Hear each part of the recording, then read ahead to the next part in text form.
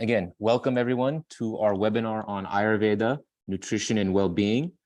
Our guest panelists are Ms. Luvena Krishnamurthy and Dr. Mahadevan Sitaraman and Dr. Rupali Panse.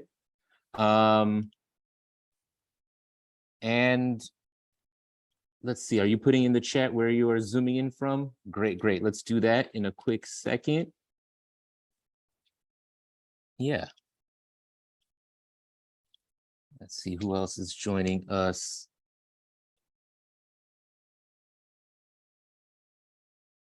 Let me look at this chat, open it up.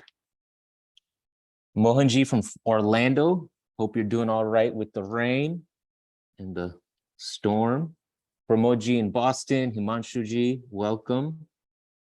SVC Santa Clara. Vijayji from Sugarland, Rupaji from Richmond, Texas, Amitji from Phoenix, Sujata from Houston, Vinu from San Ramon, Aparna from Richmond, Raviji, welcome, glad to have you on from Los Angeles, Dilip and Vimla from Maryland, Sri Guptaji from London, Veena from Connecticut, Himanshu from Punjab, India, Usha Jain from Maryland, Maitri from Atlanta, Hemendraji from Indiana, Shilpaji from Pittsburgh, CBS Patel, is that Chaudhary? CBSG, welcome from Torrance, California. Ganesh from the Bay Area. A user from Glendale, you might, if you put your name, if you're not adjusting your attendee, that'd be cool. Bridge from Chicago, Venkat from DC, Shri from Houston, Shalata from Houston. Welcome everyone, namaste, thank you for being on. Again, I'm Ankur Patel, Director of Advancement for Hindu University of America. And so today's webinar is on Ayurveda, nutrition and well-being. So we know Ayurveda is a holistic and complete consciousness-based wellness paradigm that has its origins sourced straight from the timeless Vedas. And in this webinar, we'll have a couple scholars, two of them, discuss Ayurveda, nutrition and well-being. And I'm going to introduce Dr. Mahadevan Sitaraman, who is going to kind of moderate and host the rest of this webinar. So again, thank you everyone for joining.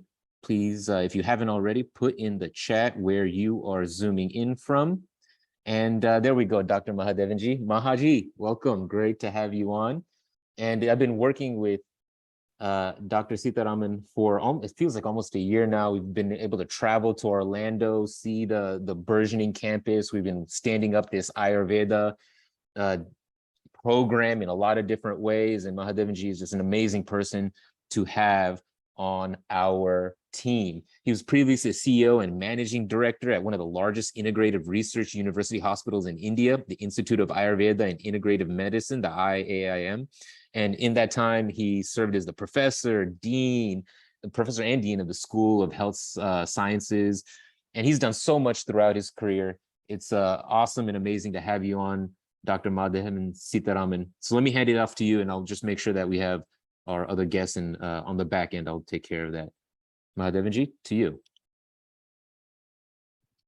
Thank you, Ankurji. Let me just wait for a minute for Vaidya Rupali Panse to join. I think she's connecting.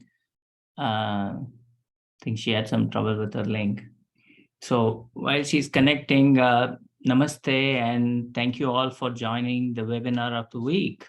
We're going to talk about Ayurveda, nutrition, and well-being. So let me go ahead and introduce the first caller. We're going to have two people joining us today. First is Ms. Luvena Krishnamurthy. Luvena ji is a yoga educator and holistic health practitioner with a background in medicine and teaching credentials in Ayurveda and meditation. And she comes with over 15 years of multinational corporate experience. And she's one of Bangalore's leading yoga anatomy, philosophy, and ethics educator. And she has expertise in spinal conditions, physiological disorders, thyroid imbalances, and psychosomatic influence. She has delivered a popular monthly focused talk series on health, wellness, and yoga, for the last 4 or 5 years. And her unique programs on Ayurvedic lifestyle has been very well received, and she's been teaching at Hindu University of America for a few years now.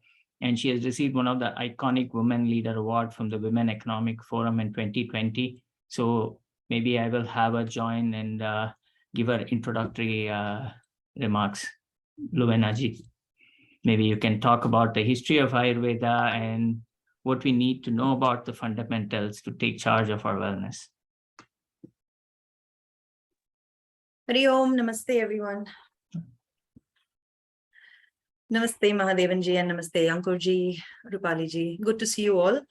And yes, thank you for that introduction. Just had a little bit of, disturbance at the back, I think, when we have children at home. On holiday evening during Navratri, I think some disturbance is expected. But yes, I think it's good to be here. Ayurveda in itself is a conversation that I am very passionate about, not just because it is a part of our culture, but it is a part of my own personal ancestry and my own personal heritage. So it always gives me great joy to speak about it. And I think as a start in itself, when we talk about Ayurveda with the history of it, I think there is a need for us to study it in detail or in depth. Also because, given the present times that we are in and the kind of hype, for lack of a better word, that we have, the trend that Ayurveda has set globally, we are at that need at this point in time to say, how do we study Ayurveda? How do we approach Ayurveda from a place where we can still maintain integrity, where we can still teach it with that integrity and that focus that comes as a kind of responsibility we have towards our culture, towards our ancestors, towards the knowledge, towards the wisdom in itself. And I think that would be a great start, a great foundation, or the filter, the perspective through which we can say why I, even as a facilitator, choose to teach this or speak about this through HUA. I mean, no better place than that, Mahadevanji. Wonderful, wonderful. Thank you.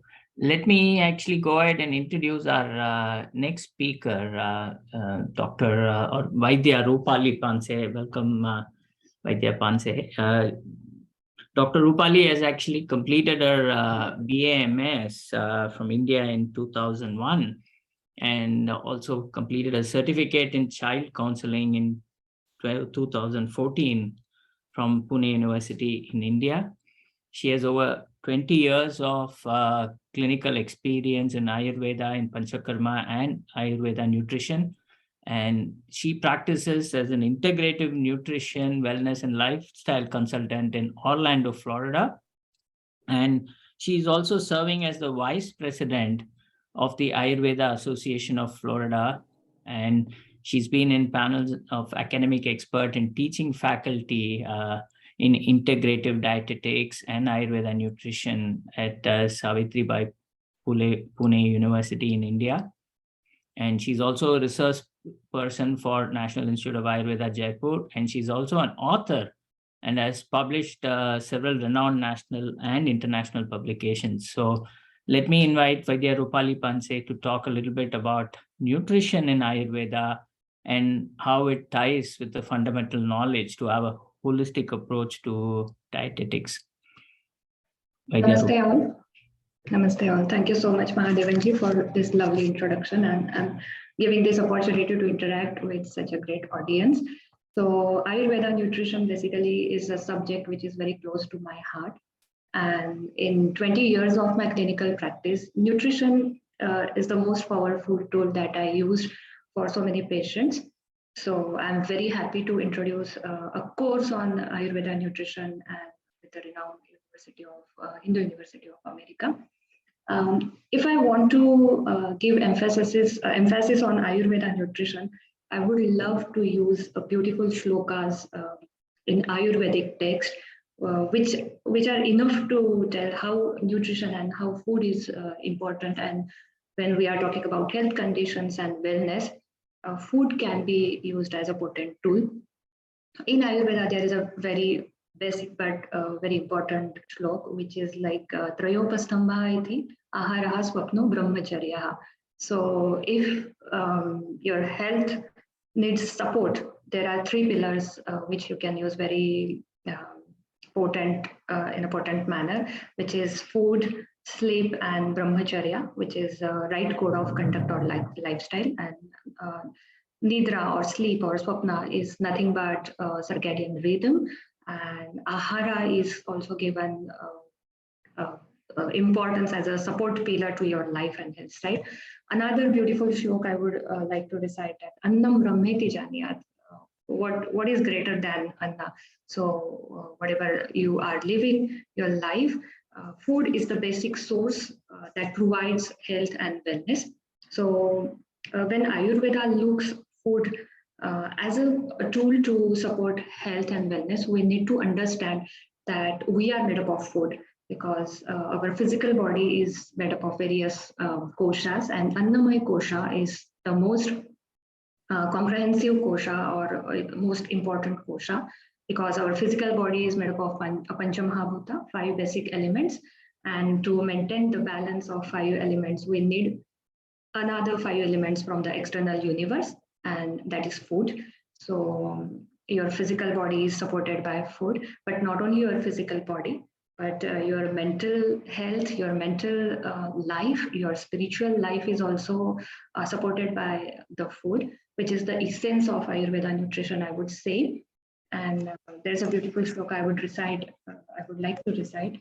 Aharaha pridano sadyo balakruta deha karaka. That is, ahara is the instant replenishment source for your physical and mental body. Balakruta, it provides you strength, that is immunity. Deha karaka, it supports your physical and mental body. Ayu teja, it is the basic source to support your life and the essence, the teja, the energies in your body. Samutsaha smruti oja agni. Not only you will live or you get growth and nourishment with the food, but whatever unseen energies in your body, they are also nourished by the food. Smruti, your memory is also dependent on food. Oj and Agni, whatever your metabolism and all the essence and immunity and strength is also dependent on food. So basically, Arogyam Bhojanam Adhinam, whatever your health is mostly dependent on what kind of food you are eating. And the epitome of wisdom of Ayurveda is only three words in this beautiful shloka, which is recited in Charaka Samhita. Charaka says that ahara sreshtam vritti karanam.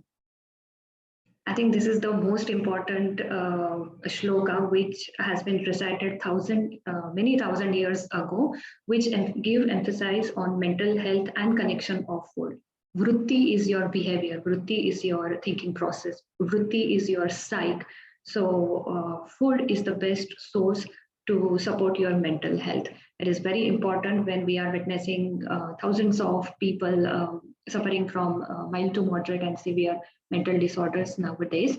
So I'm very happy that I got chance and opportunities in my life to work on Ayurveda nutrition and to apply them in my patients. And I'm really looking forward to interact with the audience today. Thank you.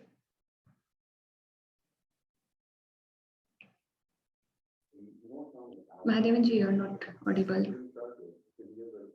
Sorry. Thank you, Rupali ji. So everyone who has joined, please post your questions in the Q&A box and not in the chat, and we will come to them shortly. So before we get to question and answers, I want to invite Lovena ji to talk a little bit about her popular course on Ayurveda, the Wisdom of Wellbeing. She's been offering it a few times, and we've had a lot of people register and join us for that course. So can you talk a little bit about the course and what you cover in the course and how can people benefit from taking the course? Mm-hmm. Yes, the course that we have here, the Ayurveda, the Wisdom of Wellness, is a foundational course, and it's very important for all of us to understand. Whenever we have to apply it, all these foundational concepts are the most important. In fact, the way to study it also is very important. So in this course, we study all the basic foundational ideas in a very easy to digest way and an easy to relate way as well. See, most of the times when we think of Ayurveda, I think I should ask the audience actually right now, just if you can just drop into the chat box over there. What do you think of? The first thing, when you think of Ayurveda, what do you think of? Okay. And there, the first thing I get turmeric. Isn't that nice to hear that we get turmeric, right? What else? Actually, Rupaliji, this is for you then maybe, turmeric for food. Anybody else, what do you think of when you hear of Ayurveda? Self-healing, holistic well-being, natural medicine, right? And okay, there we've got Poonamji, I think. Right, so we see herbs, roots, panchakarma, we see all of these things. But when you think of panchakarma, we haven't seen one answer there yet, which is all about oils and massages and herbs and, so most of the times people think that it's that. If you say you have to study Ayurveda, they think that you're studying Ayurveda to massage someone or for any of those things, or they think of diet in terms of, specific kinds of food, or they think of it as only vegetarian food. But to apply that, it is true, we do have massage and we do have the wellness parts of it, how to take care of certain ailments and yes, it's nice to read all those comments. It's nice when you hear this, right? When you know where your students and where the participants are coming from. But when you listen to all of this, you'll see that to apply any of this, to apply the right massage, it's not a one-size-fits-all massage for everyone. It's not a one-size-fits-all treatment for anyone who comes. So to understand how that applies, you don't necessarily have to be a doctor. You don't necessarily have to be a panchakarma therapist. You can learn all of these concepts as a regular practitioner, because the foundation of Ayurveda, when it began historically, was that every citizen, every individual in that community was in charge or had agency over their wellness, over their well-being. We knew how to take care of ourselves. We knew what to eat if we had a little bit of acidity, or we knew what to eat to avoid acidity as well, right? So that our entire health and well-being was given in that order. And so in this course, we look at it's a non-prescriptive and a non-diagnostic course. So we are not here to diagnose. We're not learning to diagnose. We're not learning to prescribe any medication, but we're learning all the foundational concepts that a practitioner, an individual, is supposed to understand. We're looking at everything from a little bit of the history in the beginning, but also the elements, how the elements work in our body, how the combination of elements give rise to what one of our participants just said, Vata, Pitta, and Kapha, right? So we speak about that. What does it mean? And in that interaction, how does our body display the different tendencies? How do I look differently to Dr. Rupaliji? Why do we look different? What is it that makes us look different? What is it that makes us think differently, speak differently? Why is it that certain colors look nice on us and certain colors actually start aggravating us? Scent, sounds, all of this. And all of this can be explained in Ayurveda to the point that our relationships with each other, with the universe, with certain situations. In fact, even if you come to think of it, we're all living in the, almost post or repost COVID times. And we know that the symptoms of COVID were varied, right? Different people had different sets of symptoms. In fact, I think in my experience over the past 2.5 years, we can use Ayurveda to explain how certain people developed a tendency, how they had a proclivity to certain symptoms, whereas certain others had another set of symptoms, So Ayurveda has this application where you can use it through all these foundations of the elemental existence, of the philosophy of where Ayurveda comes from, how to apply it, to understand the different pillars of health, to understand the different energetic pillars of what is Vata, how Vata expresses itself in the body and the mind, what is our Prakriti, what is our Vikriti, that is, what is our composition, all of that. And at the end of the course, we will not just have a good understanding of all the fundamental concepts of Ayurveda, but we will also be able to assess and get a better understanding of what our essential nature, our essential Prakriti is. And when we go out of balance and when Vikriti is displaying, when we recognize those signs and I don't like to use the word symptom, but those expressions of imbalance, and to recognize, what does this imbalance mean? What's it telling me? And then you can immediately, with common sense, right? So that's one principle in all of my classes, online, offline, that common sense is applicable. You need to have that common sense, which will immediately tell you, oh, this is what's happening. This is the dosha that's gone out of balance, because this is the element there, and you know how to apply it. And I think it's a beautiful course. It's a beautiful program for not just understanding, but also self-exploration. We understand more about ourselves through the program. And you know, the domino effect of Ayurveda is such that when you understand this timeless Upavedic understanding, right? When you understand this and you understand yourself better, when you understand yourself better, you have the compassion and the empathy to understand someone else better. When you have two people or more understanding themselves better, then you have a family, a society, a community that lives in harmony. A community that lives in harmony gives rise to a state that lives in a city and a state. Your states build countries. Countries eventually build different continents, the world. And eventually you're looking at a world that lives in harmony, all because, well, we studied Ayurveda.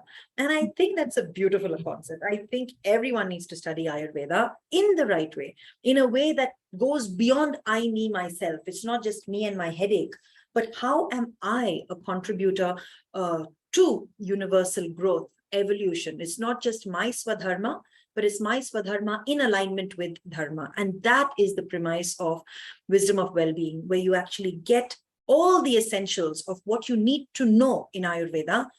At least the foundation is set really well before you can then jump in deeper, to understand deeper, to have, you know, a better understanding of the program. The course, the program in itself has a little bit of reading, but there are a lot of previous videos that are there that you can actually watch, that you can always ask. So the classes are very interactive, very dynamic. We also have programs of, you know, where the participants are working with each other. There are some assignments, there are some quizzes that come in, easy quizzes, I promise. And there's a lot of interaction. I think the interactive nature of the course in itself creates a nice little mini community. I think TAT 101 is a really, really nice place to build lifelong relationships through Ayurveda. Mahadevanji, that is what I'll be talking about in Wisdom of Wellbeing. I guess we can live more in harmony with the nature and the world around us, I guess. So looking forward to the course. Let me quickly move on to Rupali ji. She is actually going to be offering a course on Ayurveda Essential Nutrition for Wellness. This is the course that's going to be offered for the first time at HUA, and maybe I'll invite Rupali ji to talk a little bit about the course. Sure, thank you, Mahadevanji. So Essential Ayurveda Nutrition is the course that I'm offering to HUA for the first time. I have conducted many courses related to Ayurveda nutrition when I was in India. And frankly speaking, food, nobody has the slightest doubt that food is the most interesting thing in our life. So it's like we start thinking about food when we wake up, and even people start thinking about food when they are going to sleep, what to eat tomorrow. So this is very important component that affects every minute of our day, which decides your health. So this course will be a very interesting course, which will be giving a clear, transparent, practical approach to the Ayurveda nutritional theories. In this course, while designing the content, I made sure that it will not be only a theoretical content. The students or the participants of this course will be getting benefits of this course every day in their life for the years coming together. This course will not only touch the student only, but it will definitely make additional positive value additions, I will say, in the lives of their friends, relatives, and people around them. So this course will be divided into foundational Ayurveda nutritional theories, which are very unique. You all must be knowing that when Ayurveda looks at Ayurveda nutrition, it doesn't only consider the food as a thing, but it also consider who is consuming that food, how that food is being cooked, what are the various properties of food, and protein, carbohydrates, fats, and vitamins, how the season affects our body, and how there should be seasonal changes in our food. And while designing this course, I made sure that this content will be relevant or relatable to the people who are not only staying in India, but obviously various parts of the world, because that is the essence of Ayurveda dietetics. It can be applied throughout the globe, to all the planet and all the living beings. In this course, we will be learning about our own physical prakriti and mental prakriti, and how we can use the food to keep harmony in our psychological and physical health. There will be very interesting topics such as Viruddhana, incompatible food, because Ayurveda is very, very well known for this concept that you Vaidyas are very particular about don't mix milk and fruits together, and don't, you are very particular about the sequence of eating the foods. So we will be trying to deliver the relevance and scientific logics behind these ancient theories, and how they are not only logical, but how they are scientific, how you can find science behind them. We will also be learning about various research going on through the for the Ayurveda dietetics theories. And apart from this, there will be various practical sessions which can be conducted at a home level. Students can perform them at a home level. There will be interesting topics such as pathya food, detox food, or food for geriatrics, and how the relevance of food changes according to the various life stages, various recipes for the childhood, recipes for the geriatric, recipes for the prenatal care, and all. So this will be a beautiful integration, I would say. And in this course, we will also be introducing the primary concepts of modern nutrition, and how we can integrate the wisdom of Ayurveda and whatever we have with the modern nutritional science together. Again, as Lavinaji said, that this course will not give you the liberty of being a dietitian or being a nutritionist, but this course will definitely make you educated, definitely make you aware of what kind of food you should eat, what season, what food, what prakriti, and which food is good for you, and why 6 tastes are important, because this is very unique theory. No modern nutritional science will give stress on, why bitter taste is good for you, why amla, what is exactly sour taste is doing in your body, and how it works on the cellular level. So basically, we are trying to introduce all these beautiful and unique theories of Ayurveda, so that students or participants which are going to attend this course will be aware of not only food as nutrition, but various particles which are related to the foods, age, prakriti, season, and there are many interesting factors along with it. And this course will be a very interactive, because we will be talking about many interesting recipes and Ayurvedic recipes. Basically, you will be witnessing ancient Vedic recipes also, which are more than like 10,000 years old, and like that. You will be learning about various concepts. For example, if you are not aware, the soup word itself is derived from Ayurveda, and Charaka has mentioned the supa word first time, which is exactly similar the soup we are eating or drinking today. So there will be interesting interactions, and the course will not be very heavy. And since food is the center of this course, that I'm sure this will definitely be interesting. And I'm looking forward to, as much as people can ask questions about this course, so that I can give more idea about this course. Thank you so much. Wonderful. So let me just add both of you to Spotlight. And Ankurji, can you add both Ramayana ji and Rupali ji to spotlight? And can you actually bring up the poll question? Maybe we can quickly do the poll in terms of what is the interest from people on taking these courses. There you go. So can you please take a minute to answer the poll while I actually look through the questions? I have a lot of questions. So Ankurji, can we get both of them on spotlight so that I think some of the questions are common so they can both answer one after the other. So let me go to the first question. Can anyone take the course? Is there any background or anything that I need before I take the course? Loena ji. Thank you, Mahadevanji. I can't see that question. So where is that? I got the question message to me. Oh, I see. Okay.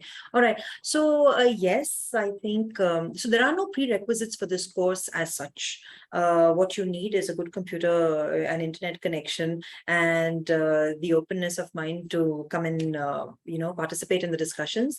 However, I can tie this up with another question that is there, part of the question that is later on in the Q&A, Mahadevanji, which is asking about a 9th grader who'd like to be there. Exactly. I was going to get to that next. Yes. Yes. So I think it's a good time to address both. So Yeah, sure. while most of our classes and our students are, at a level where there is a mature understanding and conversation. And when we speak, at least in my class, when we speak about many of the things in Ayurveda, we are speaking about it in a very adult and mature way, where certain concepts may require parental guidance.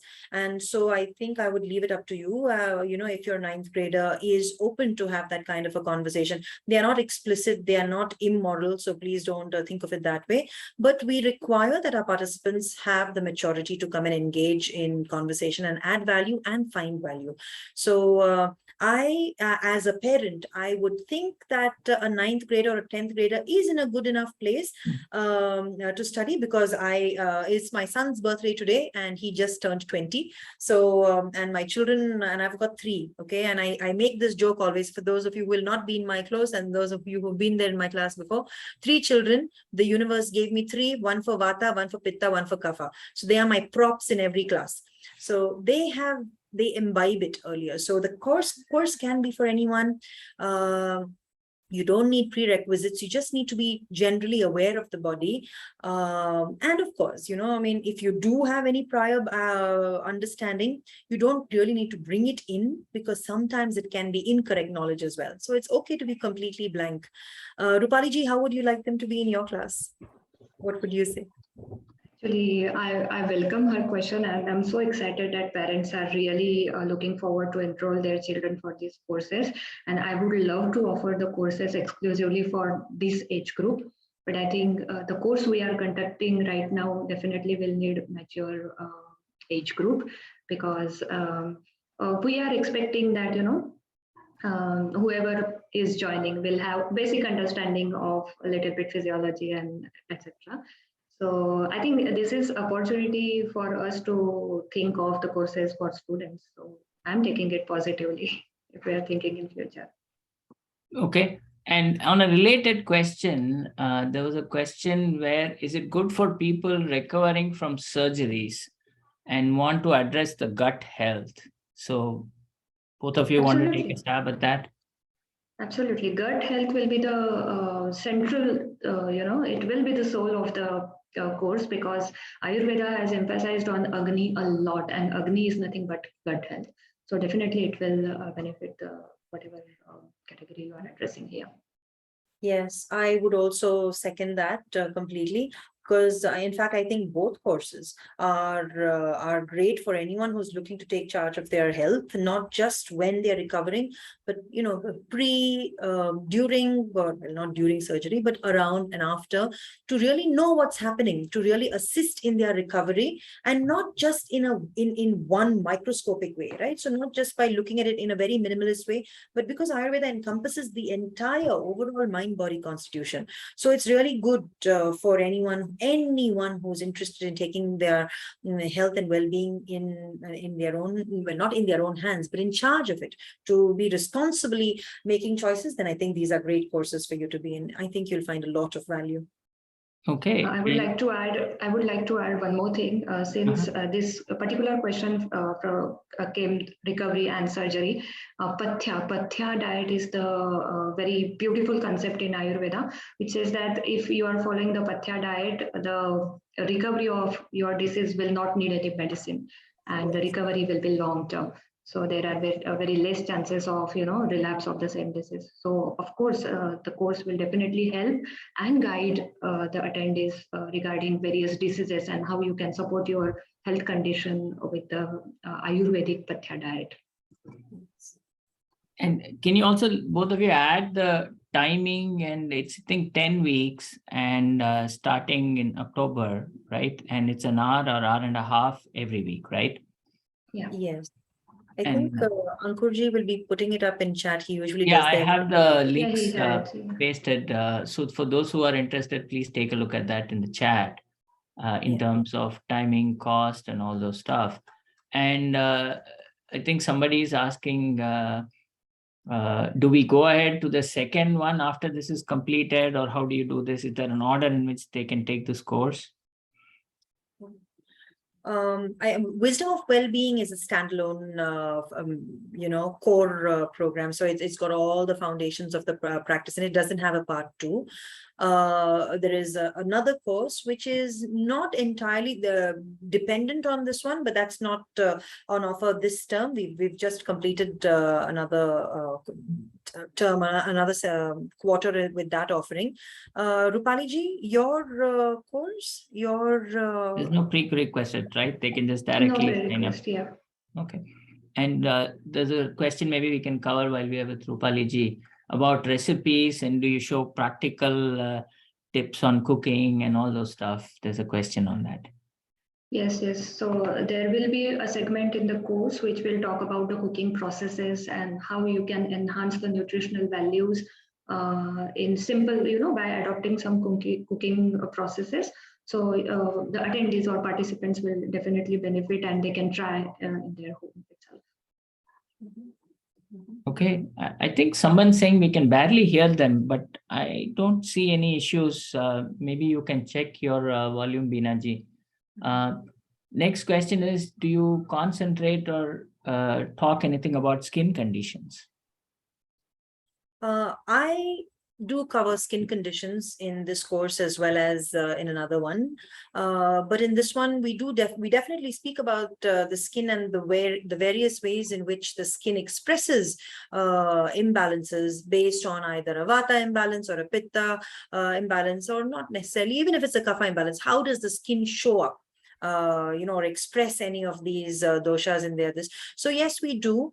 If the conversation does steer towards a specific skin condition that may come up, for example, like eczema or dermatitis, then it is always addressed. We don't brush it under the carpet and say, sorry, it's not part of this course. If it does come up, we do.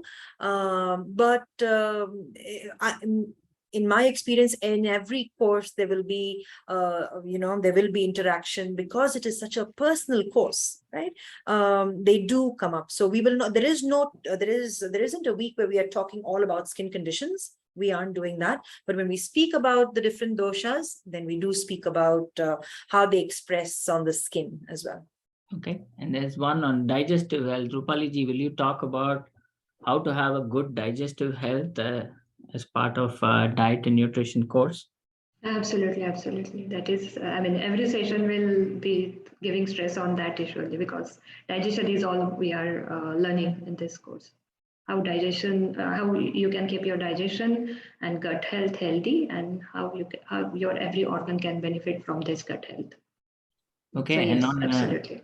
Related note, they're asking, do you teach food cooking for different people in family with different prakriti?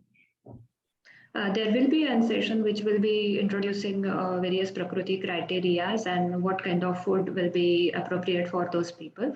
So yes, that session can be definitely helpful for the various prakritis in your house. So as Lavinaji said, that no house is having the same Prakriti. Even I have a child which is like one Pitta Prakriti and one Vata Prakriti. So I can easily keep balance in their food because I know whom to add black pepper and whom to add ghee. Yes, yes. I know. I think that's the beauty of Ayurveda, that that we can actually modify. And there are some foods and recipes that you don't really need to make 3 different for 3. I mean, right? You can just have one, and that is a very standard cooking practice at home, and it's very, very doable. Yeah. That reminds me that one of the topic of this essential nutrition course will be Hitakar and Ahitakar food. If you are confused, if you are not able to understand what I'm, what exactly, how I can assess the Prakriti and how I can choose the food. So Ayurveda has, taken care of that. They have addressed 2 categories of food. The food which is universally good for everybody, and the food which is not universally good for everybody if you are eating them in a large quantity and very regularly. So such topics will definitely help in clearing the confusion regarding food and various conditions. Okay. Mahadevanji, there is one question there, which is a very interesting one from Rupaji. It says, I was going to get, go ahead. I think so. It says, my son follows an Ayurvedic food style, but he gets mocked by family and friends since most of the people don't follow. How to follow in the US? At least I'll address the first part. How to follow in the US? I think Mahadevanji and Rupaliji can shine more light on that. One, about being mocked by the family or friends. You see, no matter what choice people make, right? It can be Ayurveda, it can be rollerblading, it can be anything, it can be dance. You will find people who will find a way to come and mock you, especially if it is something that is out of the ordinary. I think as a part of our culture, as a part of our heritage, and that's something that we just carry on with us, especially when we're living outside of India. Oh, actually, you know what? Not only outside of India, even when you're living in India, right? You will find people who will come and, say, hey, what are you doing? What is this way of living? Why don't you have this? Why don't you have that? I think, more, it's high time that you shift the focus on the people who are mocking, right, to the people who are supporting. Right? Because your child is at a very young age and a very crucial age where support is going to be more valuable than, we're not going to completely ignore the mocking, but I think the adults in the family who would support him, right, will be the ideal ones to go and stand up for him with those people, in front of those people who are mocking and saying, we are with our son for doing what he's doing. Let him do this, right? And I think that would be a better way. Now, if there are support groups or I'm sure there are. The HUA in itself is a community of people who are very supportive, but there must be others as well. Rupaliji, Mahadevanji? See, there are, and in fact, Rupaji, you can please reach out to us, because I think in one of the recent webinars, I talked about Ayurveda in popular culture today. And as recently as a few months back, we've had like several supermodels here in this country talking about Ayurveda and going through Panchakarma treatments and starting a full Ayurveda line of care products. And we had one of the football players, Aaron Rodgers, who was the MVP in National Football League, who went through Ayurveda Panchakarma. And you have like all this golden turmeric latte and cardamom latte. See, today, Ayurveda is getting more and more integrated into the popular culture in this country. In fact, I'm actually quite surprised because this is the trend, and we are continuously seeing, even on Google search and Google Trends, the number of search terms related to Ayurveda is growing in the US. And before long, people in India will actually be looking at America and taking Ayurveda advice in a lot of food and diet and nutrition. And unfortunately, that is where we are heading. So I think it will be good for your son to actually interact with people with similar interests. And please do reach out, and we can help you connect with other kids and so on who might be able to have a very supportive relationship with them. Rupaliji, anything you want to add? Yeah, I think the same thing had happened some years back with yoga, and now we can see yoga as a fullest thing present here. So definitely there is a future for Ayurveda, and you will see the Ayurveda trending as anything in very, in very soon. So I don't think it's a thing to bother. Whatever your son is doing, just encourage him to do. And we are here to support, definitely, as Mahadev said. And regarding your question, how to adopt Ayurveda dietetics and Ayurveda cooking processes in US. So there are very simple things that you can modify and still get the benefit from whatever, cultural food you are eating at the various parts of the world. So like, take an example of meat. You cannot stop people from eating the meat, but if you explain them how to eat it properly, then it becomes healthy. The same thing with the packaged food, the same thing with the frying and currying and preserving the various food. So there are some simple modifications in daily cooking that can help you to follow whatever cultural eating you are into, and still it can benefit nutritionally. So yes, this course will definitely give you vision how to do that. Okay. See, there's a question I wanted to ask Lubina ji. Does understanding one Prakriti help one to modify one's Swadharma? I love that question. I saw that, and we've spoken about this in our classes as well. This is where we actually bring in both the philosophy as well as the Ayurveda into it, right? Now, Swadharma is something that one understands, or it's not something that you create. You don't create your Swadharma. You're born with a particular Swadharma.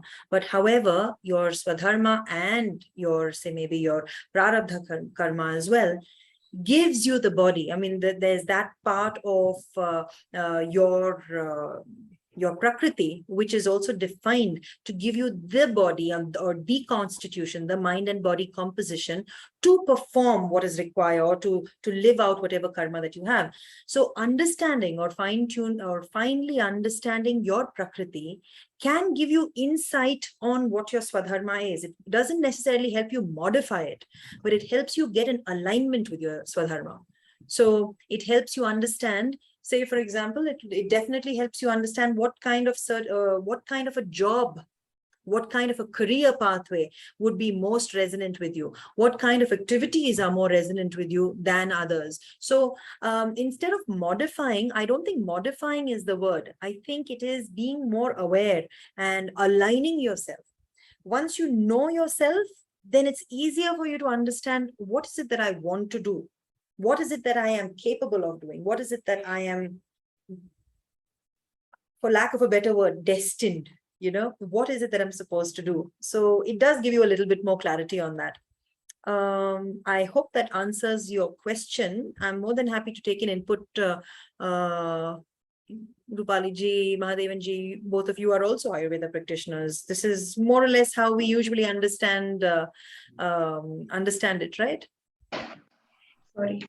Yeah. In fact, I use even the knowledge of Ayurveda and Prakriti in my work and in teams and in a lot of things, actually. So, and even family and relationships, right?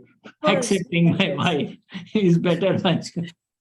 I would like to add something. Let's not go there, I guess. Let's not go there.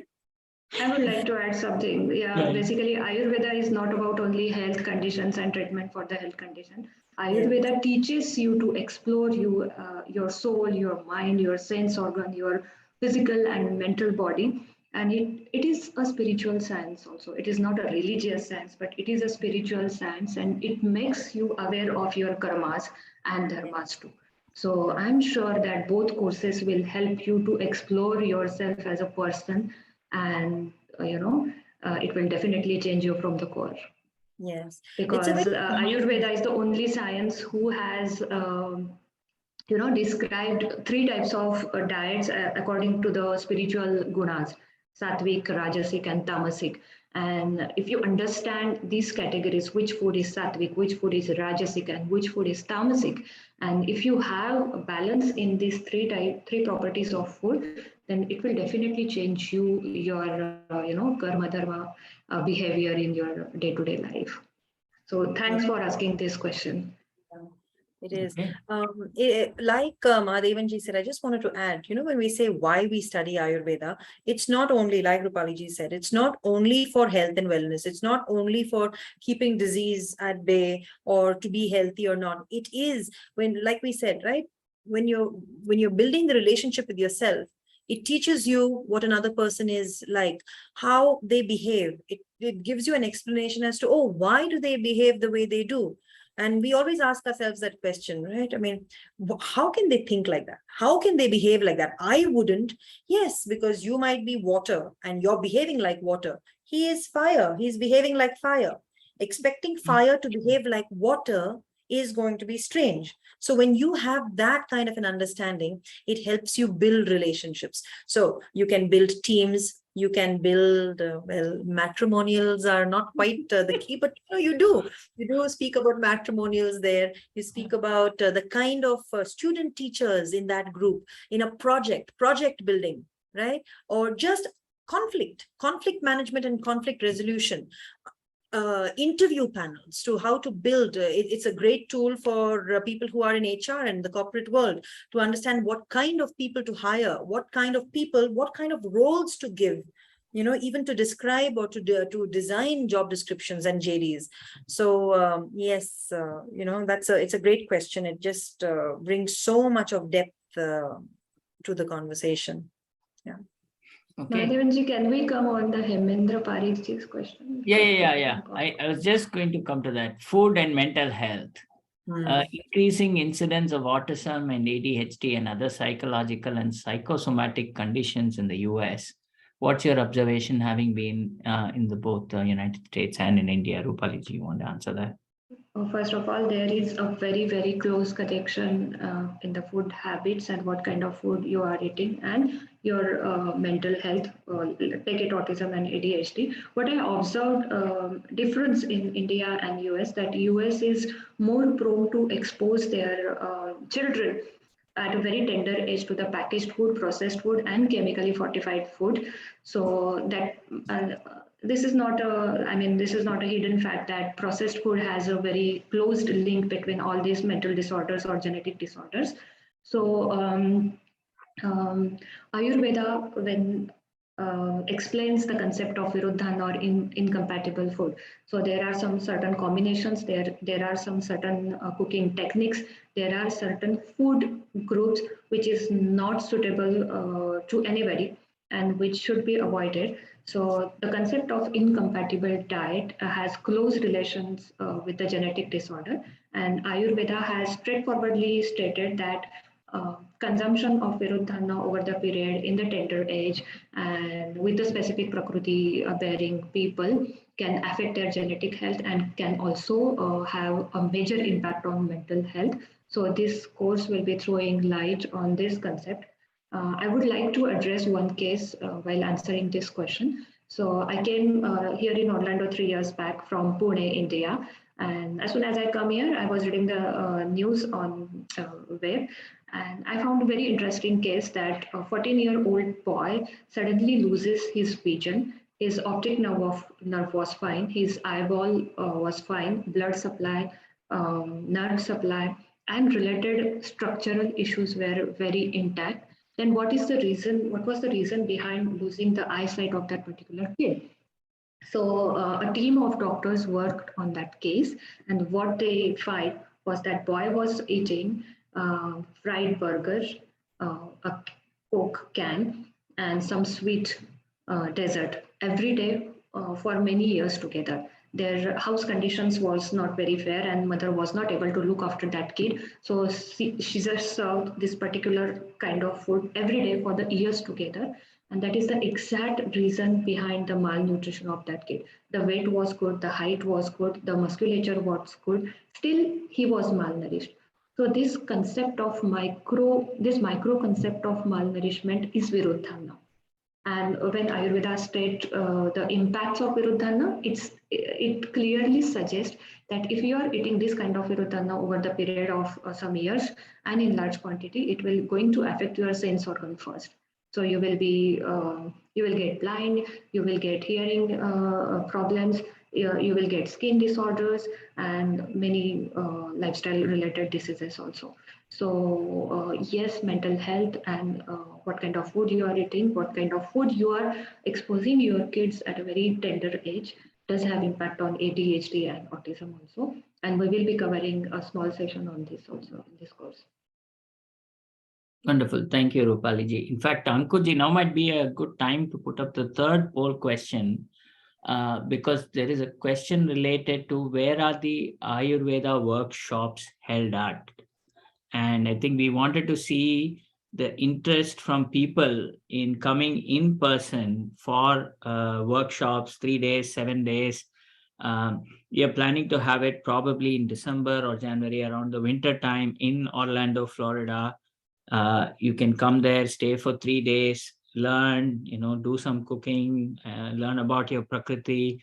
All those things are in our plans, but we wanted to see how many of you would be interested, and based on that, we will be sending out updates soon.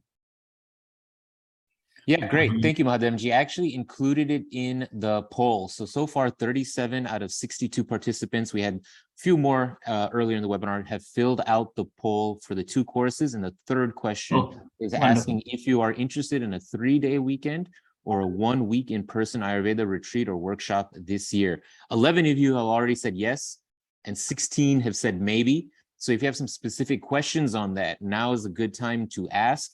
And if you haven't filled out the poll, just hit the minimize button, resize the window, see if you can find the poll, and just let us know if you're interested in the 2 courses and this in-person retreat. I'm excited about this. It seems like a great idea. I think a lot of people are going to be interested. Please let us know and ask your questions. Now is the time. Thank you. Yeah, we're going to go into last few minutes of rapid fire questions. So can maybe Lovina ji take this? What is the relation between the Tamil Siddha system of medicine and Ayurveda? Yeah, I think the relationship is a very unique one. Both Ayurveda and Siddha have originated from India. They are both indigenous systems of wellness and healing from India. They both rely on herbs, on minerals, on the body's dependence on balance of Vata, Pitta, and Kapha. The major difference, however, are 2. One is that in Ayurveda, we refer to the different phases of our lives. That is, in childhood, there's a Kapha predominance. In youth and in adulthood, there's a Pitta dominance with a lot of hormonal growth. And then in the latter years of our lives, it's more of a Vata dominance. Whereas in the Siddha system, it is throughout, like, the balance of Vata, Pitta, and Kapha is throughout. But a larger difference is that in the Siddha principles, there is a very strong influence of very intense practices or yogic practices, meditative practices, a lot of energetic practices that are also there. So that is, it is present in Ayurveda, but not so forceful. Those are the 2 main ones. Otherwise, they are both brilliant systems, and also they were in geographically different places in India. So Ayurveda was developed across India for in different ways. It is an Upaveda, so it was also included in the Vedas. Whereas the Siddha system was largely in Tamil Nadu. So it was. And it was also, the manuscripts were also largely on palm leaf, if I'm not mistaken. I don't have exact details. I have used Siddha medicine myself. In fact, there are certain oils that I use exclusively of Siddha, but I am not educated in Siddha, and so I might not be the qualified person to speak on behalf of that. I can speak on behalf of Ayurveda. So these are the 2 main ones, both brilliant systems, and I am very proud to be associated with both of them in India. Okay, quick question then to Rupali ji. Can common people also adapt this Ayurvedic diet easily with the busy day-to-day life that one has? And also, how is this Ayurveda-based diet and nutrition different from modern nutrition? The answer to the first question, yes, definitely Ayurveda is for common people. So definitely common people can adopt day-to-day Ayurveda lifestyle and diet. And second question, how the Ayurveda dietetics is different from modern science. So to be very specific and to be very short in answer, I would like to give an example. So modern dietetics look at the food as a calculative nutritional components, protein, carbohydrates, fat, vitamins, minerals, and they look for, okay, now this particular protein is needed. You can take any food among the protein group. Here comes Ayurveda. Ayurveda not only look food as a calculative nutritional components, but Ayurveda believes that every food has its own nature. Every food is unique. Every food can express different properties in different person. So if a particular fruit, take an example of apple, is good for Mahadevanji, it might not benefit the same way to me because my prakriti is different. How you are eating that apple? Are you eating it fresh, or are you sprinkling some chat masala on it, or are you eating the canned apple? Are you eating the apple in the winter season or monsoon season? So it does affect. So there are various things attached to the food. The food influences you, but many other things influences food. So Ayurvedic dietetics give you vision to understand the food beyond the calories, beyond the proteins, beyond the carbohydrates and fats. It makes you enable to decide and to take the decision whether for the protein, paneer is good for me, or eggs are good for me, or I should go for the green lentils or green moong. So this is the difference between Ayurveda dietetics and modern dietetics. It makes you enable to,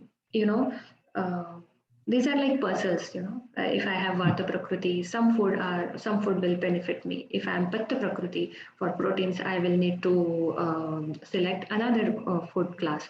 So you will get an idea of all these parameters related to the food in Ayurveda dietetics. And basically, it will make you understand the properties of food, the nature of food, and its various aspects. Yes.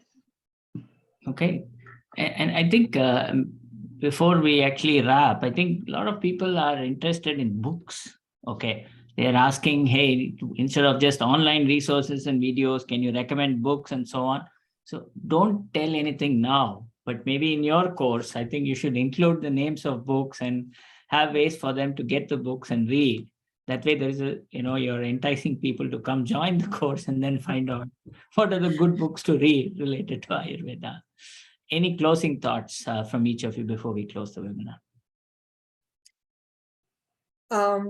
I think my closing thought is one of much gratitude to all of you for showing your interest in Ayurveda and for being present here. I think interest is the first key for, to all of us for perpetuating and for showing and for actually upholding this contribution that our civilization has to all of humanity now. And I think I would love to have you in my class. I'll look forward to it. And thank you very much. I'm very grateful to all of you for being here and for being a wonderful audience and host and panelist, co-panelist. Thank you, Lavina ji. Dr. Rupali. Yeah, I totally agree with Lavina ji, because attending this session itself shows that you are choosing the right things in your life, that you are interested in holistic approach for yourself. So I'm also looking forward to interact, and and there are still questions coming. So it means that we have generated curiosity in the minds. So we both will love to answer your question in our respective courses, and we are looking forward to have great interaction in the courses. And thank you for attending this webinar. Wonderful. Thank you all for joining. Stay tuned. I think on a regular basis, we will keep bringing more webinars related to Ayurveda, yoga, integrative medicine, and so on. And feel free to put in the chat if you want us to, create any new courses, anything of interest that you feel we should be working on at HUA. We are all very happy to work on it and offer it. Thank you once again, Lavina ji and Rupali ji, and namaste to everyone. Namaste. Hari Om. Thank you.